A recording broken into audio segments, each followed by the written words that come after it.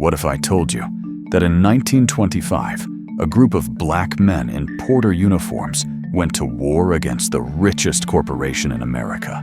What if I told you they were called George? Like slaves, worked 400 hours a month for starvation wages and were fired for speaking up. What if I told you it took them 12 years to win? But when they did, they changed American history forever.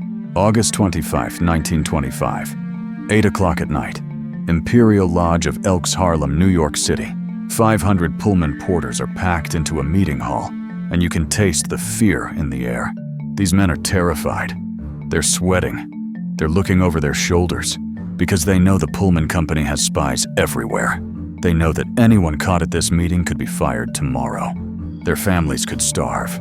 Their names could be blacklisted from every railroad job in America. But they came anyway. At the front of the room stands a 36-year-old black man named Asa Philip Randolph. Tall, sharp-dressed. He's not a porter. He's never worked for Pullman a single day in his life. That's exactly why they asked him to lead them. Because the Pullman Company can't fire a man who doesn't work for them. Randolph looks out at these 500 faces. Men who shine shoes for strangers. Men who make beds for white passengers. Men who smile while being called boy and George and every racist slur you can imagine. Men who work 20-hour shifts for $72 a month, while white conductors make $150 for half the hours. And Randolph says 3 words that will echo for the next 12 years. Fight or be slaves.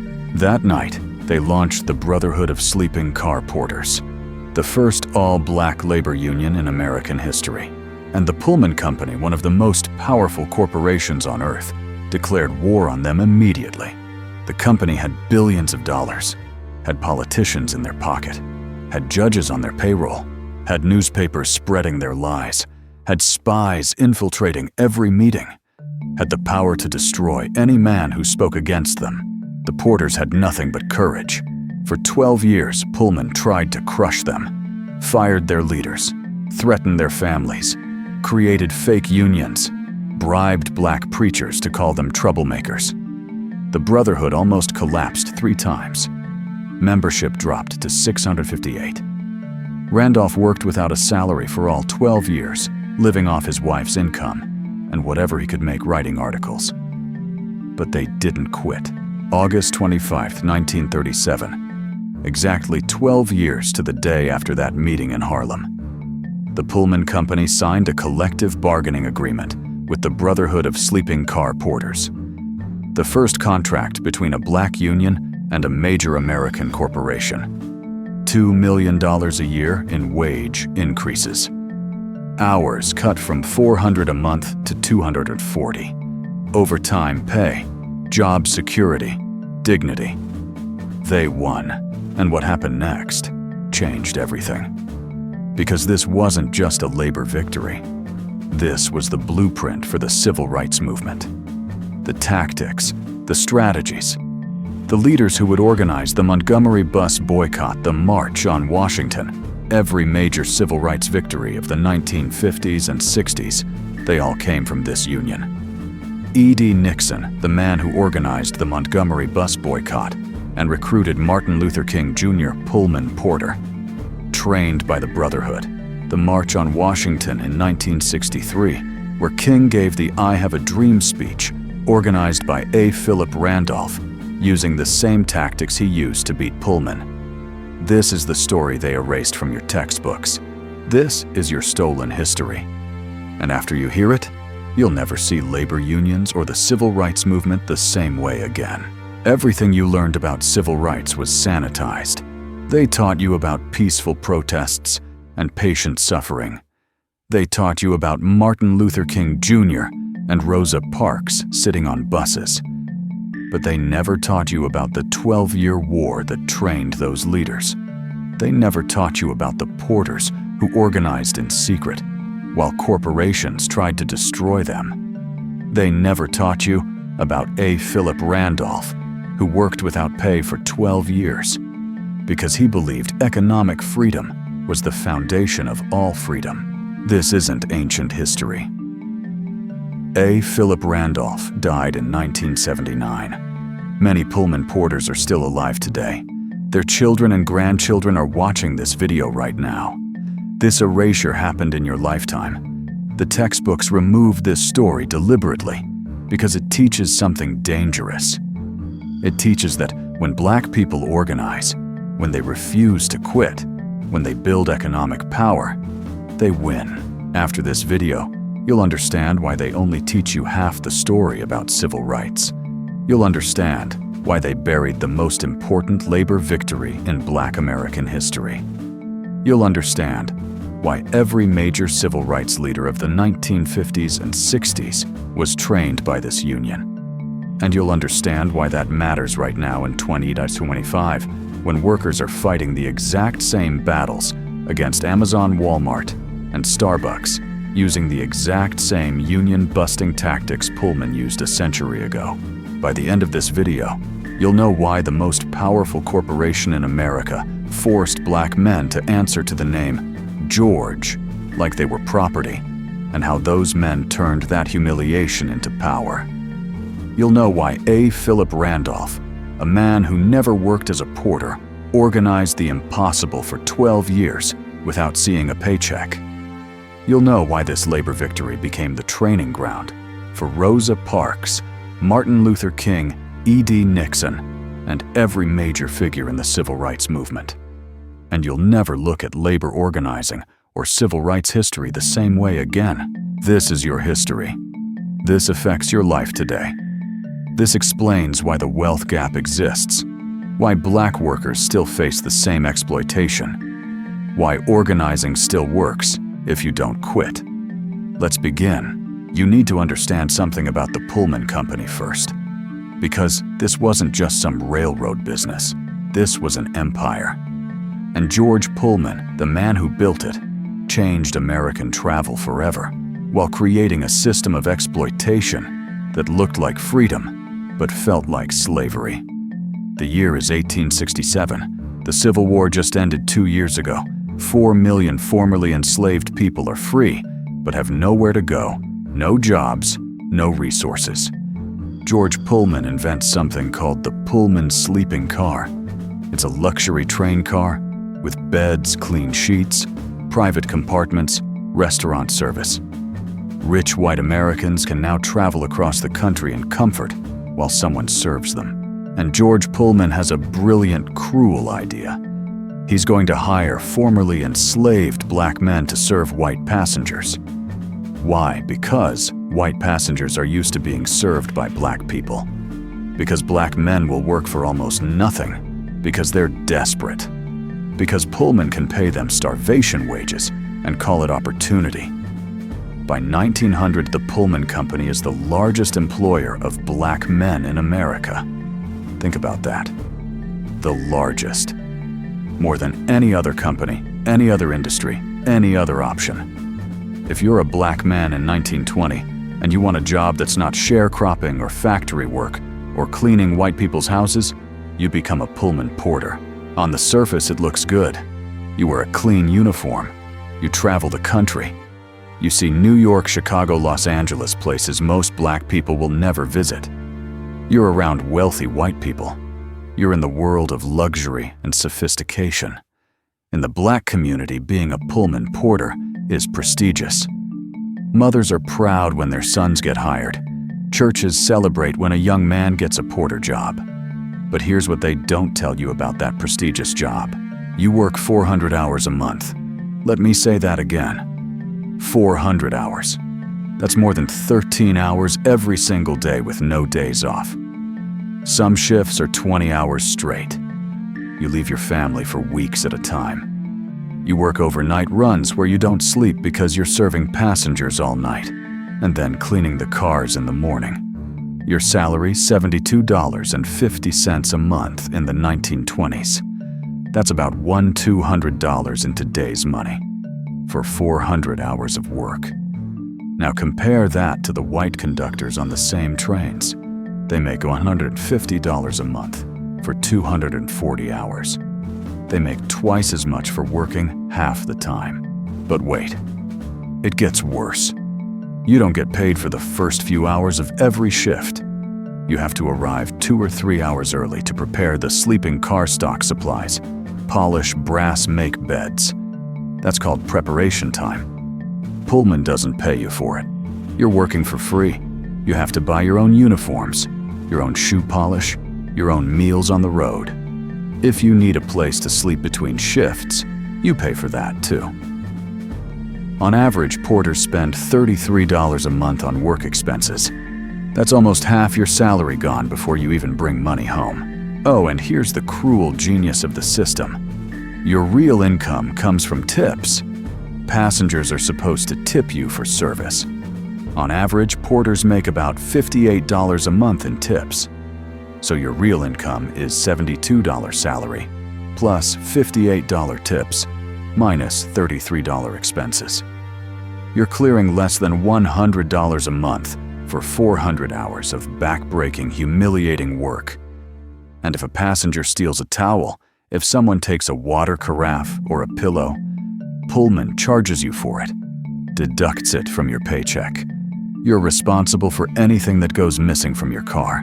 You work overnight trips where you're supposed to sleep for 3 or 4 hours in a cramped storage space. But here's the trick. Pullman deducts your pay for those sleeping hours. You're not getting paid to sleep, they say. So you're incentivized to not sleep, to stay awake and available to serve passengers at any moment, because sleeping costs you money. There's no overtime pay unless you work more than 11,000 miles in a month. 11,000 miles. That's more than 400 hours. And if you do hit that threshold, you get 60 cents per 100 miles. It's pennies. You can be fired at any moment for any reason. A passenger complains that you looked at them, wrong, fired. An inspector decides your brass isn't shiny enough, fired. You talk back when someone calls you a slur, fired. And when you're fired, you're blacklisted. No other railroad will hire you. Your career is over. But the worst part, the part that cuts deepest, is how they treat you. Every white passenger calls you George, not your name. George, after George Pullman. Like you're his property. Like you're not a human being with a name and a family and a life. You're just George. Generic. Replaceable. Owned. Or they call you boy. No matter how old you are, you could be 50 years old with gray hair and grandchildren, and a 20-year-old white man will call you boy. And you have to smile and say, yes, sir. You shine their shoes with polish you bought. You make their beds with sheets you cleaned. You serve them food with a smile while they talk about you like you're not there. And if you show even a flicker of anger, even a moment of pride, you're gone. This was the life of a Pullman porter in 1925. And here's what makes it so insidious. In the black community, this was considered a good job. Because compared to sharecropping in the South, where you could be lynched for looking at a white person wrong, compared to factory work, where you could lose a limb and get no compensation compared to domestic service, where you had zero dignity, being a Pullman porter was a step up. That's how low the bar was. That's how thoroughly the system crushed black economic opportunity. The best job available was still exploitation. One Pullman porter later said, "It didn't pay a livable wage, but they made a living with the tips that they got because the salary was nothing." Think about this. You work 400 hours a month, 20-hour shifts with no sleep. You smile while strangers call you boy and George and worse. You shine their shoes with polish you paid for. You make their beds. You serve their meals. You clean up after them. And if you complain, even once you're fired, and your family starves. That was the life of 15,000 black men in America in 1925. Now imagine trying to organize those men into a union. Imagine trying to convince them to risk everything, their jobs, their income, their family's survival to fight the richest corporation in America. Imagine trying to sustain that fight for 12 years while the company destroys anyone who speaks up. That's what A. Philip Randolph did. And before I tell you how he did it, you need to understand who he was. Because this man, this one man, who never worked a single day as a porter, changed American history. Asa Philip Randolph was born April 15, 1889, in Crescent City, Florida. His father, James William Randolph, was an African Methodist Episcopal preacher. His mother, Elizabeth Robinson. Randolph was a seamstress. They were poor, dirt poor, but they believed in two things, absolutely: God and education. James Randolph preached that God created all people equal, that no man was born to serve another. That dignity was a birthright, not a privilege granted by white society. Elizabeth Randolph made sure her sons could read before they started school. She taught them that education was the weapon that would set them free. Young Asa Philip, they called him, Philip grew up watching his father stand in that pulpit and preach equality in a town where black people were lynched for demanding their rights. He grew up watching his mother sew clothes for white families who treated her like she was invisible. He grew up understanding that the system was designed to break black people, and he decided early that he would never break. In 1911, at 22 years old, Randolph moved to New York City. He wanted to be an actor, a speaker, someone who could use words to change the world. He enrolled in City College of New York. He read Karl Marx and W.E.B. Du Bois and every radical thinker he could find. He became a socialist, not because he hated America, but because he saw that capitalism without restraint was just another form of slavery. In 1917, Randolph co-founded a magazine called The Messenger. The tagline was, "The only radical Negro magazine in America," and it was radical. Randolph wrote articles demanding economic equality, attacking Booker T. Washington for being too accommodating to white supremacy, calling for black workers to organize unions and demand fair wages, arguing that black people would never have civil rights until they had economic power. The federal government called The Messenger the most dangerous publication in America. The Justice Department investigated Randolph for sedition during World War I. J. Edgar Hoover called him the most dangerous Negro in America, and Randolph wore that like a badge of honor. He wrote in The Messenger, "The essence of trade. Unionism is social uplift. The labor movement traditionally has been the haven for the dispossessed, the despised, the neglected, the downtrodden, the poor." He understood something that most civil rights leaders wouldn't grasp for another 40 years. You can't have political freedom without economic freedom. You can't vote your way out of poverty if you don't control any wealth. You can't demand respect if you're economically dependent on the people oppressing you. So when Pullman porters approached him in 1925 and asked for help organizing a union, Randolph understood what was at stake. This wasn't just about better wages for porters. This was about proving that black workers could organize, could stand up to power, could win. But Randolph hesitated at first. He knew what he was up against. The Pullman Company was worth hundreds of millions of dollars, had politicians, judges, newspapers in their pocket, had crushed every attempt to organize porters since 1900. Any porter who spoke up was immediately fired and blacklisted. How could you organize workers who could be destroyed with a single word from management? Randolph wrote 2 articles in The Messenger about the Pullman porters' working conditions. The response was overwhelming. Letters poured in from porters across the country. Men who were desperate, who had been waiting for anyone to speak up, who were ready to risk everything if someone would just lead them. And Randolph realized he had no choice. If he said no, these men would keep suffering in silence. If he said yes, he might destroy his own life and accomplish nothing. But if there was even a chance, even a slim possibility that they could win, he had to try. So he said, yes. August 25, 1925, that meeting in Harlem, 500 porters packed into the Imperial Lodge of Elks. Randolph stood at the front and told them the truth. "This will take years," he said. "The Pullman Company will try to destroy us. They will fire anyone whose name appears on a membership list. They will create fake unions to divide us. They will bribe preachers and newspapers to call us troublemakers.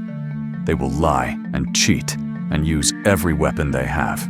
But if we stick together, if we refuse to quit, if we organize every porter in every city and refuse to back down, we can win. We can force them to recognize us. We can get a contract. We can prove that black workers have power. Fight or be slaves." That was the choice. The porters chose to fight.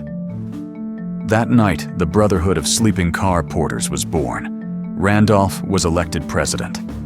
Milton P. Webster, a porter from Chicago, and one of the most fearless organizers in the movement, became vice president. Ashley Totten became secretary. The leadership was a mix of Randolph, who couldn't be fired because he didn't work for Pullman, and veteran porters, who knew they were signing their own termination papers by stepping forward. Their demands were simple: a minimum wage of $150 a month, the same as white conductors, a maximum of 240 hours per month instead of 400, time and a half pay for overtime, payment for preparation time, job security so porters couldn't be fired without cause, company payment for uniforms, reasonable demands. Demands that would still leave porters making less than most white workers. But demands that would give them dignity. That would let them sleep at night and see their families and not live in constant fear of being fired for no reason. The Pullman Company's response was immediate and brutal. Within weeks, the company fired every porter leader whose name was publicly associated with the Brotherhood. Men who had worked for Pullman for 20 years were terminated without explanation. Men who had perfect service records were suddenly accused of misconduct and blacklisted from every railroad job in America. Pullman created something called the Employee Representation Plan, a company-controlled fake union. They announced that 85% of porters supported this company union and had no interest in the Brotherhood. The number was a lie completely fabricated, but Pullman repeated it in every newspaper and every public statement. The company hired spies to infiltrate Brotherhood meetings. These spies would attend meetings, write down names, and report back to Pullman management. The next week, every porter whose name appeared on that list would be fired. Pullman managers threatened porters directly. "Join the Brotherhood, and you'll never work on a railroad again. Your family will starve. Your name will be mud. Is Randolph going to feed your children when you have no job?" And here's the most insidious part.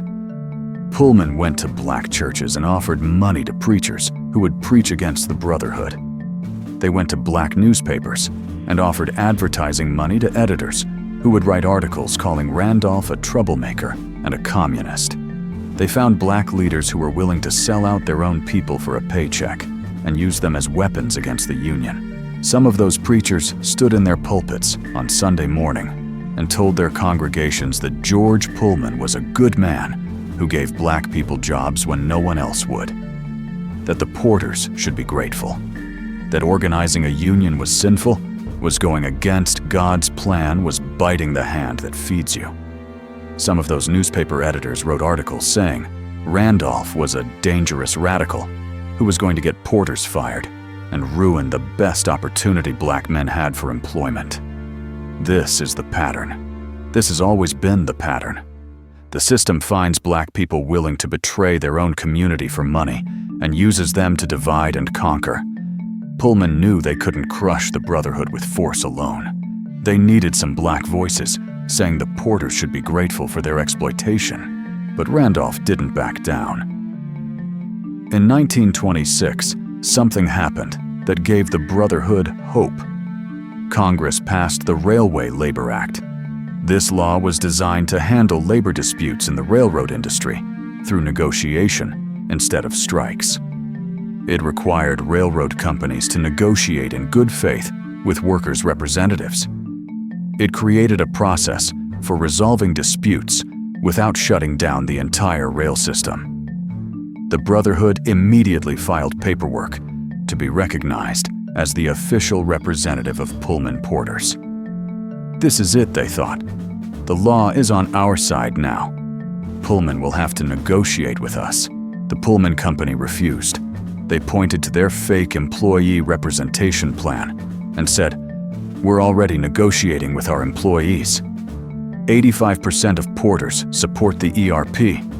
The Brotherhood represents a small minority of troublemakers. We have no legal obligation to recognize them. And technically, they were right. The Railway Labor Act required companies to negotiate in good faith, but it didn't specify which union they had to negotiate with. As long as Pullman could claim they were already negotiating with the ERP, they could ignore the Brotherhood. So nothing changed. No recognition, no contract, no wage increases, no reduction in hours. The Brotherhood was stuck, and then it got worse. The years 1927 and 1928 nearly destroyed the Brotherhood of Sleeping Car Porters. This was the period when everyone thought it was over, when membership collapsed, when even some of the most committed organizers started to lose faith. Porters were terrified. Hundreds had already been fired. The spies were everywhere. You couldn't trust anyone. A man you thought was your brother could be reporting your name to Pullman the next day. Families were suffering. Wives were begging their husbands to quit the Brotherhood and keep their jobs. Children were going hungry because their fathers had been blacklisted. Membership dropped from thousands to hundreds. By 1928, the Brotherhood was barely alive. They couldn't afford to rent office space. They couldn't afford to print flyers or newsletters. The organizers who hadn't been fired were working other jobs just to survive while volunteering for the Brotherhood at night. And Randolph still wasn't taking a salary. He was surviving on whatever his wife Lucille could make as a beautician and whatever he could earn writing articles for magazines. He was traveling around the country by bus because he couldn't afford train tickets, speaking to small groups of porters in church basements and union halls trying to keep the dream alive. People told him to quit. Smart people, friends, fellow activists. They said, "Philip, you tried. You gave it everything. But Pullman is too powerful. You can't beat them. You're destroying yourself for nothing. Walk away with dignity while you still can." Randolph refused. He said economic freedom is the foundation of all freedom. If we quit now, if we accept that black workers can't organize and win, we're accepting permanent economic slavery. This fight isn't just about porters. It's about proving that we have power, that we can stand up to corporations and governments and win. But it wasn't just Pullman fighting them. Parts of the black community were fighting them too. Some black preachers, the ones taking Pullman's money, were preaching that the Brotherhood was against God's will. They said George Pullman had given black men jobs during Reconstruction when the entire South wanted us dead. That porters should be grateful, not rebellious. That demanding higher wages was greedy and sinful. Some black newspaper editors wrote that Randolph was a socialist agitator who didn't even work as a porter, who didn't understand the real challenges porters faced, who was using them for his own political agenda. This is the same tactic used against every black leader who demands justice. They're called troublemakers, agitators, communists. They're accused of making things worse, of being ungrateful, of not understanding how good black people have it compared to slavery. It's the same argument used against Ida B. Wells when she investigated lynchings. The same argument used against Martin Luther King when he organized the Montgomery Bus Boycott. The same argument used against Colin Kaepernick when he knelt during the anthem. If you demand justice, you're called divisive. If you refuse to be grateful for crumbs, you're called greedy. Pullman knew this. They knew that if they could get some black voices to criticize the Brotherhood, they could divide the community. And it worked. Many porters, good men who wanted change, were afraid to join because their own preachers were telling them it was wrong. By 1928, the Brotherhood was on life support. Membership was at its lowest. Money was gone. Many leaders had quit or been fired.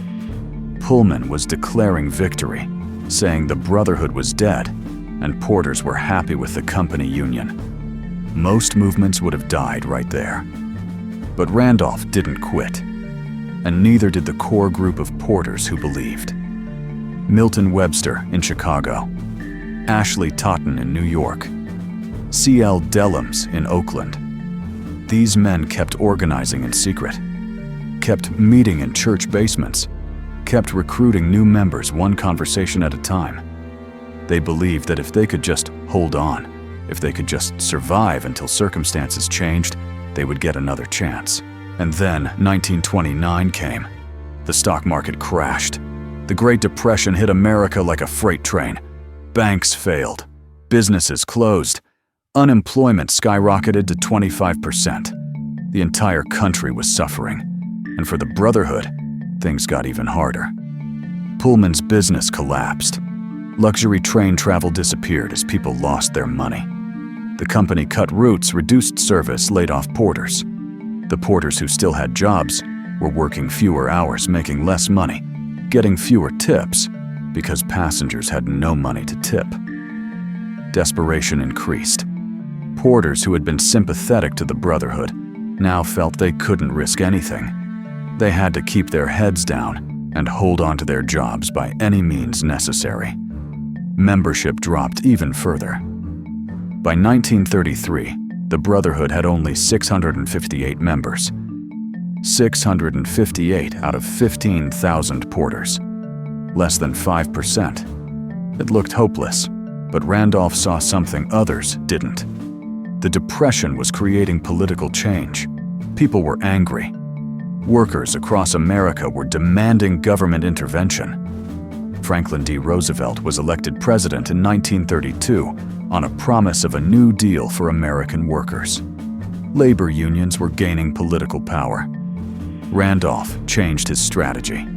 He realized the Brotherhood couldn't win by striking. They didn't have enough members. They didn't have enough money. A strike would be crushed immediately, and the Brotherhood would die. So instead, Randolph focused on changing the law. He lobbied Congress. He built relationships with white labor unions, even though most of them were racist and didn't want black members. He pushed for amendments to the Railway Labor Act that would give porters legal protection. And in 1934, everything changed. Roosevelt signed amendments to the Railway Labor Act. The new law did three crucial things. First, it explicitly covered Pullman porters, who had been excluded before. Second, it banned company unions like Pullman's Employee Representation Plan. And third, it required companies to negotiate with whatever union represented the majority of workers. This was the breakthrough the Brotherhood needed. Now the law said Pullman couldn't hide behind their fake company union. If the Brotherhood could prove they represented the majority of porters, Pullman would be legally required to negotiate. So the Brotherhood organized an election. They campaigned across the country. Porters who had been afraid to join suddenly saw hope. If the law was on their side, maybe they could win without getting fired. Maybe this was real. The Pullman Company tried everything to stop the election. They threatened porters. They spread lies. They claimed the Brotherhood was a communist organization trying to destroy the company. But porters were done being afraid. The Brotherhood won the election in an overwhelming landslide. It wasn't even close. The porters had spoken. They wanted the Brotherhood of sleeping car porters to represent them, not Pullman's fake union. And for the first time in 9 years, the Pullman Company was forced to recognize the Brotherhood as the legitimate representative of its workers. Membership exploded. Within months, the Brotherhood grew from 658 members to 2,627. Porters who had been watching from the sidelines, afraid to join, suddenly signed up. The movement that had nearly died was roaring back to life. But the fight wasn't over. Recognition was just the first step. Now they had to negotiate a contract, and Pullman was going to make them fight for every single concession. Hold that thought, because what happened in the next 3 years proves that winning recognition means nothing if you don't have the power to force a company to actually negotiate in good faith. And the tactics Pullman used to delay and obstruct are the exact same tactics corporations use today against Amazon workers, Starbucks workers, and every other organizing campaign in America. The war wasn't over. It was just beginning. In 1935, the Brotherhood of Sleeping Car Porters achieved something that seemed impossible just a year earlier. The American Federation of Labor, the largest and most powerful labor organization in the country, officially chartered the Brotherhood as a member union. This was massive. The AFL was an all-white organization. Every union in it was segregated. Most AFL unions explicitly banned black members. Some had it written right into their constitutions. No Negroes allowed. And now, the Brotherhood of Sleeping Car Porters. An all-black union was being welcomed as a full member with the same rights and recognition as every white union in the Federation. Why did the AFL do this? Not because they suddenly stopped being racist. Let's be clear about that. They did it because A. Philip Randolph was brilliant. He had spent years building relationships with white labor leaders, attending their conferences, speaking at their events, making the case that black workers and white workers had the same enemy, the corporations exploiting them both. He argued that as long as black workers were excluded from unions and forced to accept lower wages, corporations would use them as strikebreakers. They would hire black workers to replace striking white workers. They would play the races against each other and keep everyone's wages low. But if black workers and white workers organized together, if they demanded the same wages and the same conditions, corporations couldn't divide them. Solidarity was the only way either group could win. Some white union leaders got it. They realized Randolph was right. And in 1935, the AFL voted to charter the Brotherhood. This gave the Brotherhood something it had never had before: legitimacy, resources, the backing of the entire American labor movement. When the Brotherhood negotiated with Pullman, now they weren't just 15,000 porters. They were part of a federation representing millions of workers. Pullman couldn't ignore them anymore. But Pullman could delay, and delay, and delay. From 1935 to 1937, the Brotherhood and Pullman Company met for negotiations, and Pullman used every tactic in the corporate playbook to avoid actually agreeing to anything. They showed up late to meetings. They canceled meetings at the last minute. They sent representatives who didn't have authority to make decisions. They asked for more data, more studies, more time to review proposals. They claimed the company couldn't afford wage increases because of the Depression. They said if they paid porters more, they'd have to raise ticket prices and lose customers, and then everyone would lose their jobs. Every meeting ended the same way. "We need more time. We'll get back to you. We'll review your proposal and respond in a few weeks." And then weeks would pass with no response. Randolph knew what they were doing. They were hoping the Brotherhood would run out of money or patience or support. They were hoping porters would get frustrated and quit. They were hoping the whole thing would fall apart before they had to actually sign a contract. But Randolph had learned patience. 12 years of fighting teaches you patience. So the Brotherhood started preparing for a strike. They took a vote among porters. Would you strike if Pullman refuses to negotiate in good faith? The answer was overwhelming. Yes, we will strike. They set a deadline. If Pullman didn't agree to a contract by a certain date, every porter in America would walk off the job. Trains would stop running. The entire Pullman system would shut down. Now Pullman was scared. A strike would cost them millions of dollars. It would destroy their reputation. It would give other workers across the railroad industry the idea that they could strike too. For the first time in 12 years, Pullman blinked.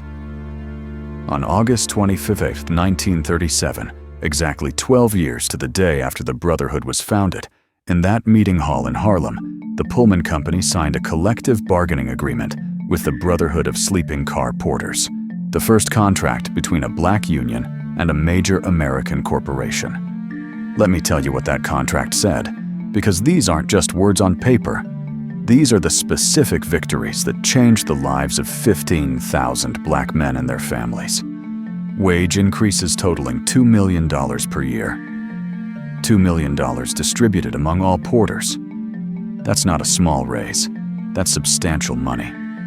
Porters who had been making $72 a month were now making over $90.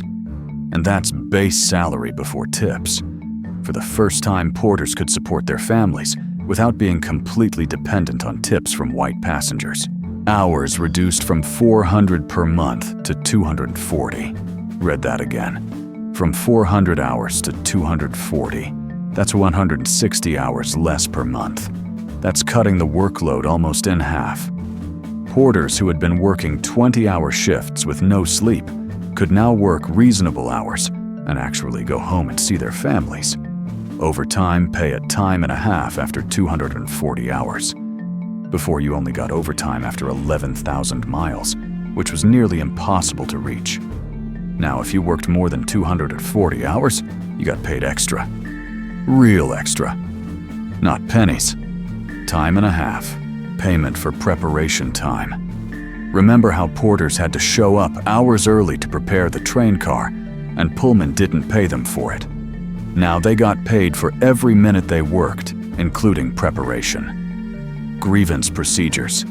If a porter was treated unfairly, if a supervisor was abusive, if someone got fired without cause, there was now a process to appeal. You couldn't just be fired for no reason anymore. You had protection.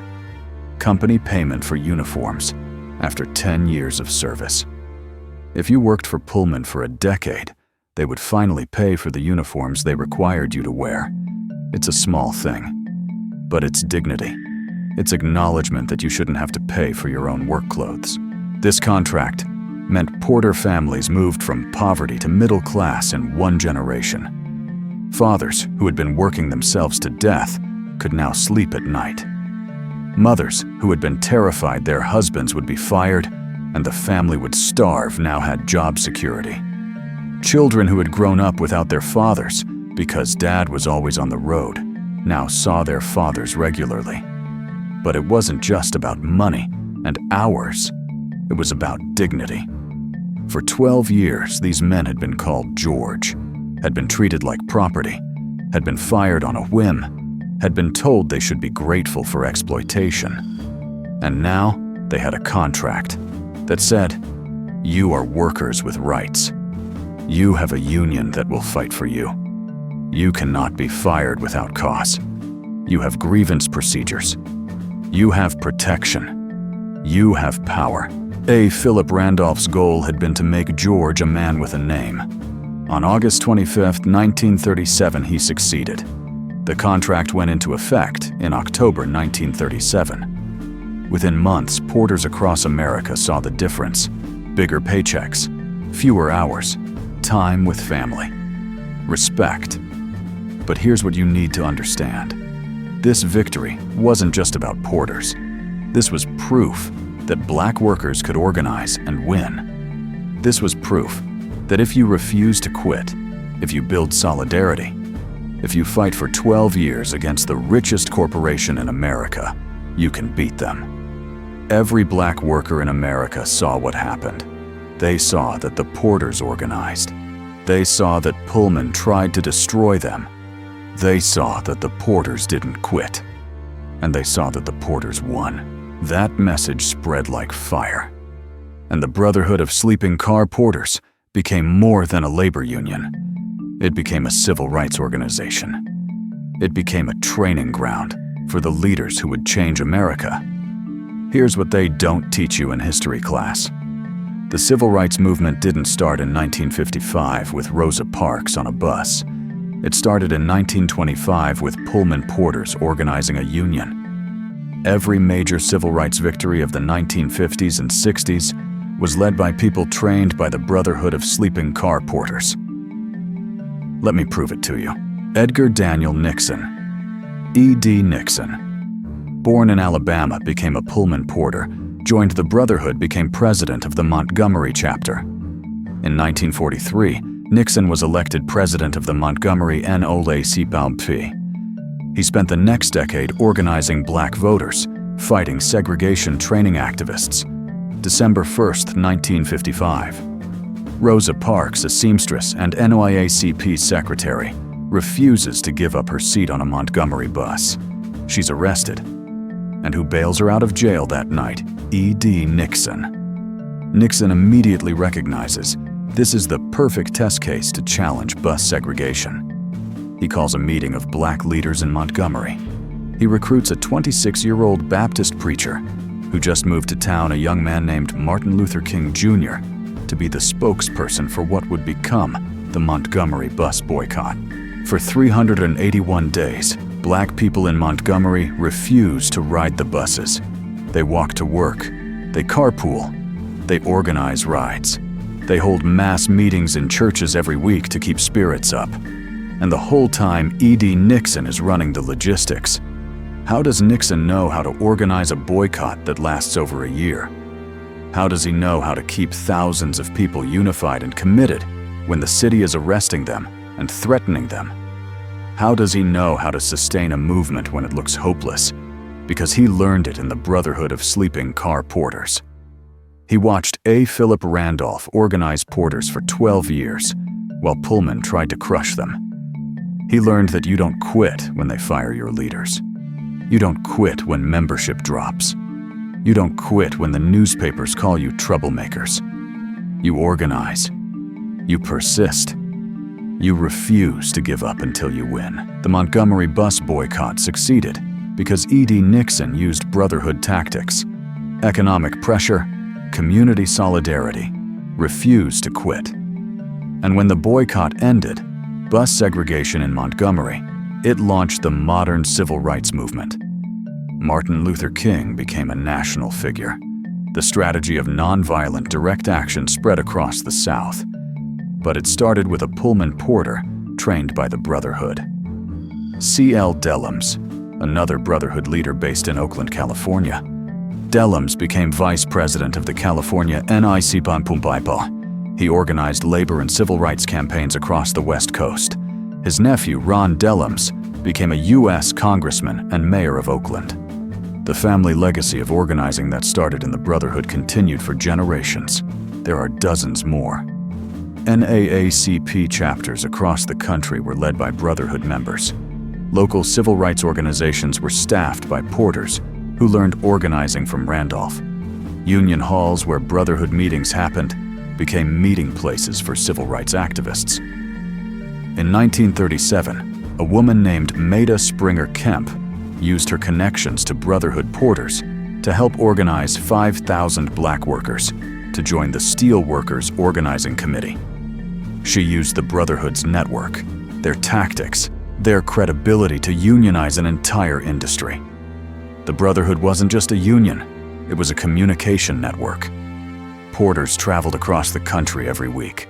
They carried black newspapers from city to city, spreading information that white newspapers wouldn't print. They connected black communities that had no other way to communicate. If there was a lynching in Mississippi, porters carried that news to New York, Chicago, Los Angeles. If there was a voter registration drive in Georgia, porters spread the word up and down the East Coast.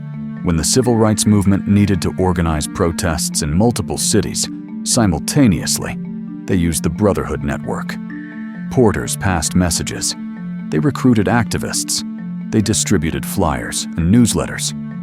They were the infrastructure that made national organizing possible. And then there's A. Philip Randolph himself, the man who worked 12 years without salary to build the Brotherhood. His civil rights work didn't stop when the contract was signed. 1941. America is ramping up for World War II. Defense factories are hiring like crazy, building planes, tanks, weapons. But they won't hire black workers. Defense contractors are explicitly discriminating. Whites only. Randolph organizes the March on Washington movement. He threatens to bring 100,000 black people to Washington, D.C. to protest discrimination in defense industries. It would be the largest demonstration in American history. President Franklin D. Roosevelt is terrified. A mass protest in D.C. during wartime. It would be a propaganda disaster. It would show the world that America preaches democracy while practicing racism. So Roosevelt calls Randolph to the White House. He begs him to cancel the march. Randolph refuses. Not unless you do something about discrimination. On June 25, 1941, 1 week before the scheduled march, Roosevelt signs Executive Order 8002. It bans discrimination in defense contracts and creates the Fair Employment Practice Committee to enforce it. It's the first federal action on civil rights since Reconstruction. Randolph cancels the march. He got what he wanted. He forced the President of the United States to act by threatening economic disruption. The same tactic he used against Pullman. 22 years later, Randolph does it again. August 28, 1963, the March on Washington for Jobs and Freedom. 250,000 people gather at the Lincoln Memorial. It's the largest demonstration in American history. This is where Martin Luther King gives the I Have a Dream speech. But who organized the march? Who planned the logistics of getting 250,000 people to Washington? Who coordinated with labor unions, civil rights organizations, churches across the country to make it happen? A. Philip Randolph. He was 74 years old. He had been organizing for 50 years, and he used every lesson he learned from the Brotherhood to pull off the largest demonstration America had ever seen. The march put so much pressure on Congress that the Civil Rights Act of 1964 passed the next year. The law that ended legal segregation, that banned discrimination in employment and public accommodations, that changed America forever, came from a march organized by a man who spent 12 years organizing Pullman porters. Do you see it now? Do you see how everything connects? The Brotherhood taught black workers that organizing works, that corporations will fight dirty, that you have to be willing to sacrifice, that you can't quit after 1 year or 5 years. That economic power is the foundation of political power. And every civil rights leader who learned those lessons won. E.D. Nixon organized for 381 days and ended bus segregation. Martin Luther King organized for 13 years and got the Civil Rights Act passed. A. Philip Randolph organized his entire life and changed American history. They didn't win because they asked nicely. They didn't win because white people suddenly felt guilty. They won because they organized, because they built economic and political power, because they refused to quit. That's the lesson they erased from your textbooks. They teach you about Rosa Parks sitting on a bus, but not about E.D. Nixon who trained her. They teach you about Martin Luther King's speeches, but not about A. Philip Randolph, who organized the platform where he spoke. They teach you about peaceful protests, but not about the 12-year war against Pullman that trained the protesters. Because if you knew the real history, you'd know that organizing works. You'd know that economic power creates political change. You'd know that 12 years of struggle can beat the richest corporation in America. And they don't want you to know that. Because if black workers today understood that Amazon and Walmart and Starbucks are using the exact same tactics Pullman used, if they understood that organizing worked then, and it will work now, if they understood that it takes years, but you can win, every exploited worker in America would be joining a union tomorrow. So they erased the Brotherhood from history. They made A. Philip Randolph a footnote. They disconnected the civil rights movement from its labor roots. They made you think change came from moral awakening instead of organized economic pressure. But now you know the truth. The civil rights movement was built by union organizers. The tactics came from labor struggles. The leaders were trained in the Brotherhood of Sleeping Car Porters. Every victory came from organizing, not begging. And that truth changes everything. Let's talk about right now, 2025, because this isn't ancient history. The same fight is happening today, and the same tactics are being used against workers trying to organize. Amazon warehouse workers in Bessemer, Alabama tried to unionize in 2021. Amazon spent millions of dollars fighting them. They held mandatory meetings where they told workers unions are bad for you. They sent text messages and emails every day with anti-union propaganda. They changed traffic light timing outside the warehouse to prevent organizers from talking to workers. They put up signs in the bathroom stalls with anti-union messages, so workers couldn't even use the toilet without being told not to unionize. Amazon hired consultants who specialize in union busting. These consultants get paid thousands of dollars a day to figure out how to stop workers from organizing. They identify leaders and find reasons to fire them. They spread rumors that the union is corrupt or ineffective. They promise that if workers just give the company more time, conditions will improve. Does this sound familiar? It's exactly what Pullman did to the Brotherhood. Spies in meetings, firing leaders, fake company unions, promises that never materialize. Newspapers and preachers paid to speak against organizing. The playbook hasn't changed in 100 years. Starbucks workers are organizing right now. Over 300 stores have voted to unionize since 2021, and Starbucks is fighting back with the same tactics. Closing stores that unionize, firing union organizers for minor infractions, refusing to negotiate contracts even after workers vote for a union, delaying and stalling, and hoping workers give up. It's the same strategy Pullman used from 1935 to 1937. Recognize the union because the law forces you to, but then refuse to actually negotiate. Delay until people get frustrated and quit. Walmart has been fighting unions for decades. They literally have a hotline that managers can call if they hear employees talking about organizing. Within hours, corporate sends in a rapid response team to shut it down. They'll close an entire store if workers try to unionize. They did it in Quebec. They've done it in the United States. The message is clear. Organize, and we'll destroy everyone's jobs. This is systematic. This is policy. Corporations have spent billions of dollars over the last 40 years weakening labor laws and destroying unions. Right-to-work laws in half the states that make it almost impossible to fund unions. At-will employment that lets companies fire anyone for any reason. Mandatory arbitration clauses that prevent workers from suing. Union membership in America is at historic lows. In 1945, 35% of American workers were in unions.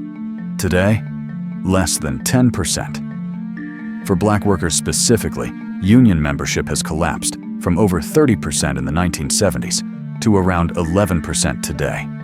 And what happened to wages? They stagnated. From 1979 to 2020, worker productivity increased by 62%.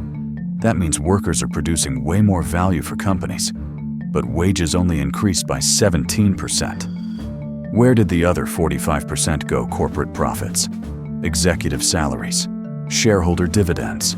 The wealth gap between white families and black families is the worst it's been since they started measuring it. The median white family has 6 times the wealth of the median black family. 6 times. And it's getting worse, not better. Why? Because without unions, workers have no power to demand fair wages. Without organizing, corporations can pay whatever they want, and workers have to accept it or starve. Philip Randolph understood this in 1925. Black Americans couldn't achieve civil rights without economic power. You can have all the voting rights in the world, but if you're economically desperate, if you're living paycheck to paycheck, if you can be fired at any moment, you're not really free. Economic security is freedom. The ability to demand fair wages, to challenge unfair treatment, to organize with your co-workers and say, we deserve better, that's power. And corporations have spent the last 40 years taking that power away. But here's what gives me hope. The Brotherhood of Sleeping Car Porters proved that organizing works. It took 12 years. Membership collapsed multiple times. Leaders were fired. The movement almost died. But they didn't quit. And they won.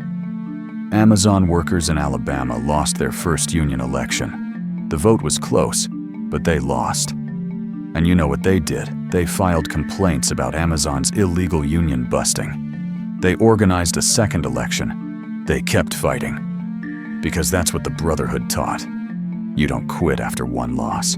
Starbucks workers are winning elections all over the country, even though the company is fighting them at every store.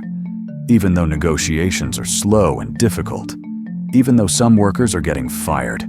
They're organizing store by store, building power, refusing to give up. This is the Brotherhood's legacy in action. Workers today facing the same tactics, using the same strategies. Organize. Build solidarity. Refuse to quit. Economic pressure works. And here's what you can do.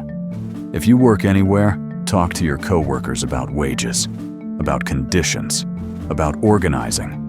You have a legal right to discuss wages and working conditions with coworkers. Corporations try to make you think it's taboo or illegal. It's not. It's federally protected. If there's a union organizing campaign at your workplace, support it. Join it.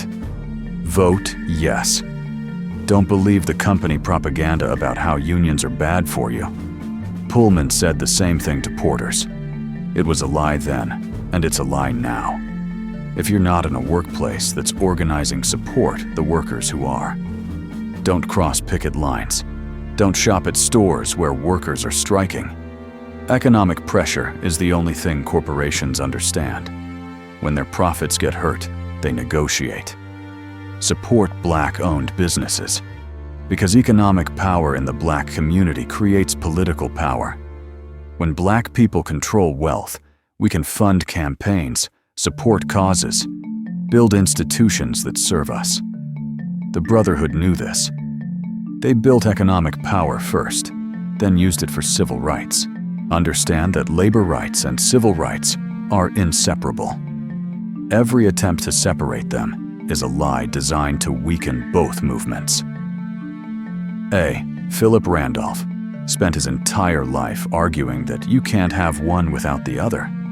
He was right in 1925, and he's right in 2025. The fight isn't over. It's the same fight, the same tactics, the same enemy. Corporations that want to extract maximum profit while paying minimum wages. Systems designed to keep working people desperate and powerless. But we know how to win. The Brotherhood showed us. Organize, persist, refuse to quit.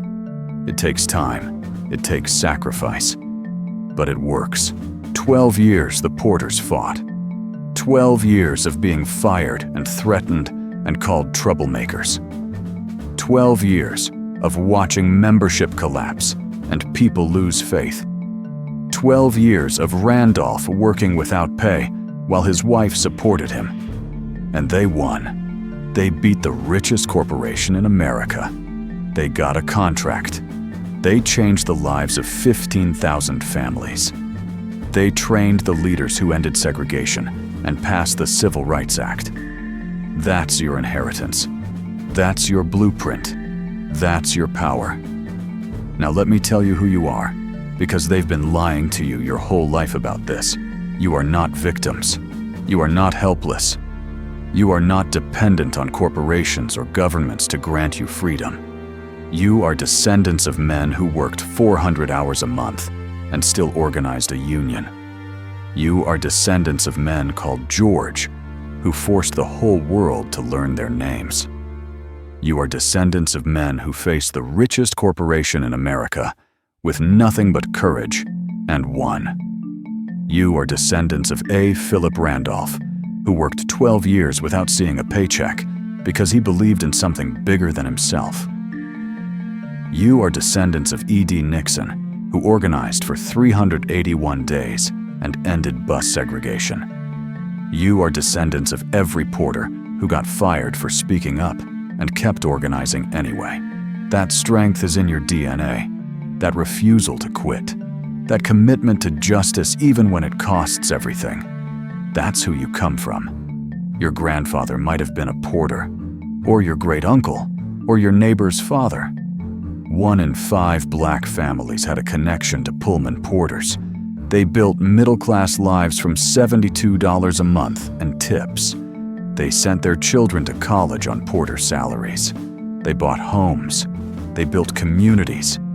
And they did it while being called Boy and George, while working 20-hour shifts, while being threatened and fired and told they should be grateful for exploitation. If they could build wealth and organize unions and train civil rights leaders under those conditions, what can you do?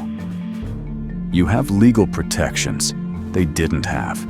You have technology they couldn't imagine. You have 100 years of organizing history to learn from. You have everything you need except one thing: the willingness to fight for as long as it takes. The porters fought for 12 years. 12 years without seeing victory. 12 years of doubt and fear and exhaustion. Philip Randolph worked without salary. Hundreds of porters were fired. Thousands faced threats. Families suffered. But they didn't quit. And they won. How long are you willing to fight? 1 year? 5 years? Or will you have the faith of Philip Randolph, who never doubted that economic freedom was the foundation of all freedom? Your poverty is not your fault. The wealth gap is not because you don't work hard enough. It's systematic. It's policy. It's the result of corporations and governments extracting wealth from workers for 50 years, while wages stagnated and unions were destroyed. But your power? That's yours. That's what they can't take unless you give it up. They want you to think organizing doesn't work, that unions are corrupt or outdated, that individual hustle is the only way, that if you just work a little harder, you'll make it. That's a lie. That's the same lie they told the porters. Work hard and be grateful, and maybe someday conditions will improve. The porters said, no. We're organizing. We're demanding. We're taking what's ours. And that's what you have to do.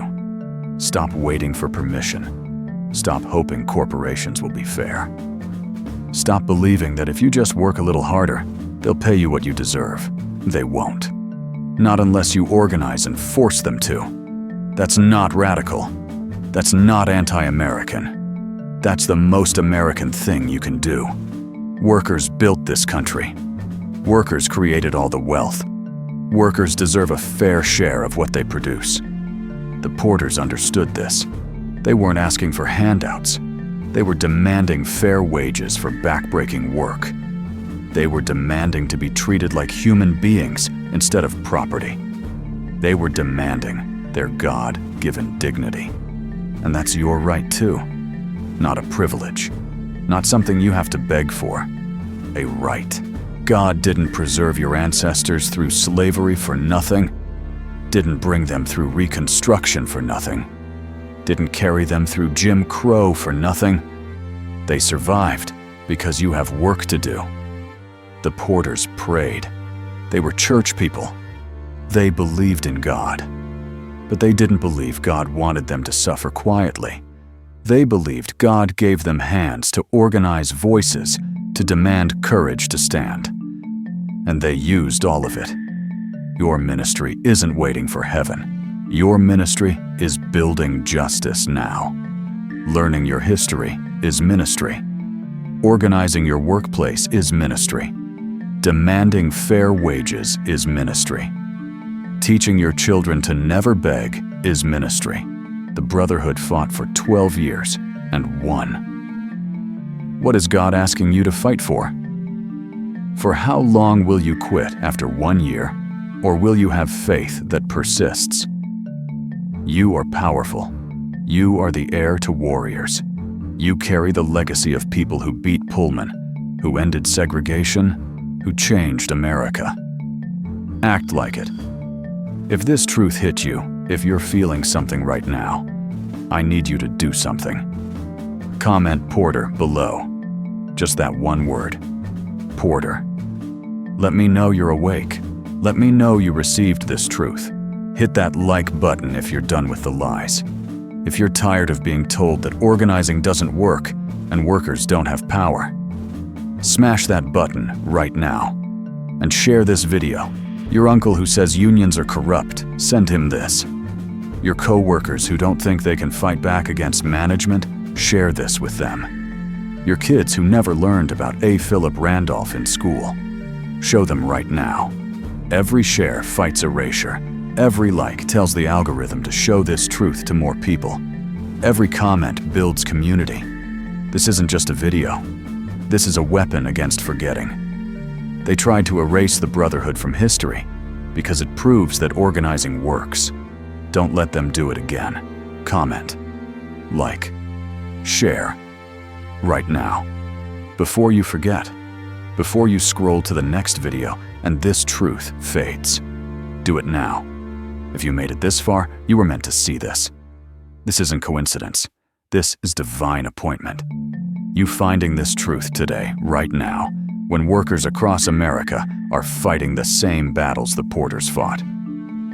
Subscribe to this channel, because we're exposing hundreds more stories they erased. The all-black town that fought off the KKK and won. The black woman with a rifle who documented 5,000 lynchings they tried to hide. The stolen black inventions worth billions. The massacres and the victories and the heroes they buried. Every week we're bringing them back. Every week we're revealing the truth they don't want you to know. Hit that subscribe button. Turn on notifications. Don't miss a single story. Now the hard part. Tell someone.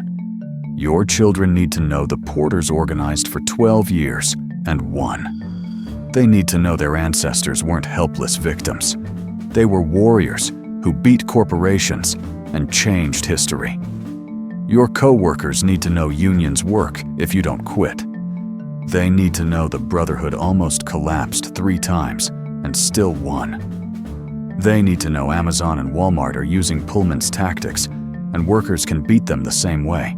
Your church needs to know economic justice is spiritual justice. That fighting for fair wages isn't greed, it's righteousness. That A. Philip Randolph was a man of faith who believed God wanted him to organize and wait. Share this video, text it, post it, email it to everyone you know. Because they erased A. Philip Randolph from textbooks for decades. They tried to make sure you'd never know the Brotherhood existed. They disconnected the civil rights movement from its labor roots, so you wouldn't understand where power actually comes from.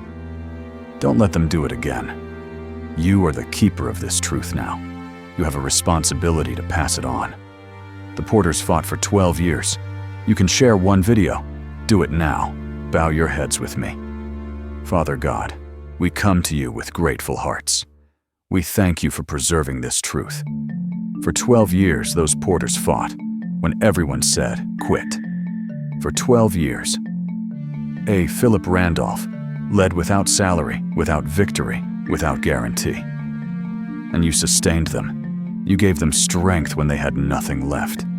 You gave them faith when everything looked hopeless. You carried them through until they won. We thank you for every Porter who lost his job for organizing. For Milton Webster and Ashley Totten and C.L. Dellums and all the leaders whose names we don't know who sacrificed everything for justice. We thank you that their sacrifice was not in vain, that they won, that they changed history, that their legacy lives in every worker fighting for dignity today. We pray for workers organizing right now, Amazon warehouses and Starbucks stores, and every workplace where people are demanding fair treatment.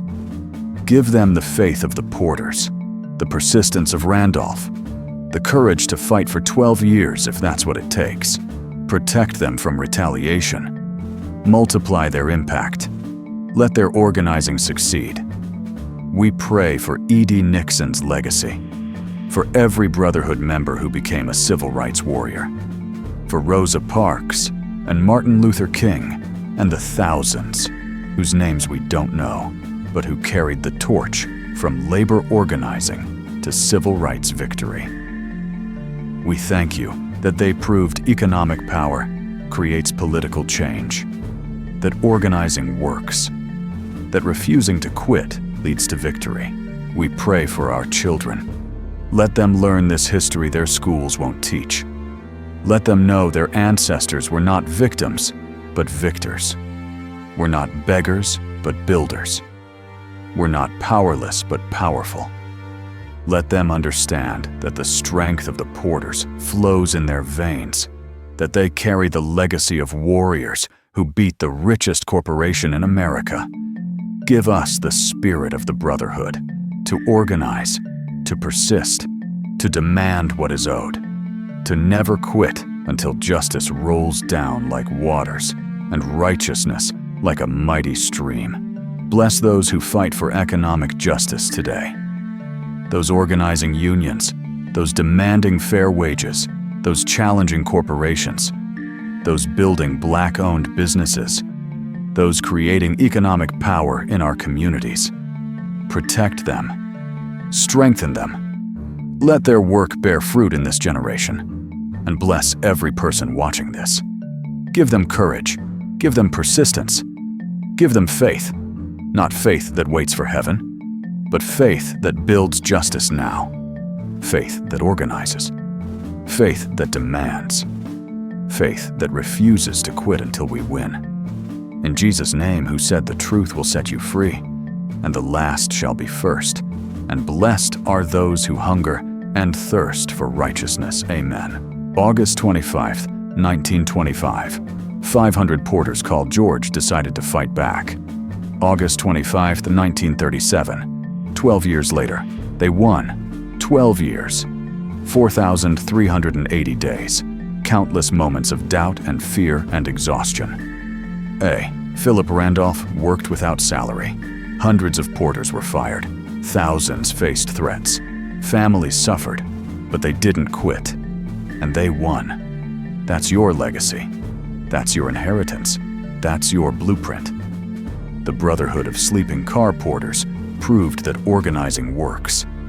That economic power creates change. That Black workers can face the richest corporation in America and win. That 12 years of struggle beats a century of exploitation. Don't wait for permission. Don't beg for justice. Organize, demand, build power. Win. The Porters worked 400 hours a month and still built a union. What can you do with the time and freedom you have?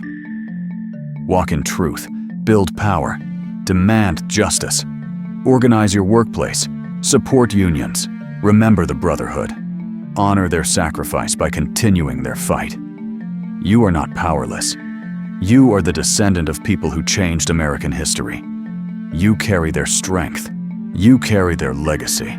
You carry their refusal to quit. Until next time, organize, persist, win. You are free. Act like it.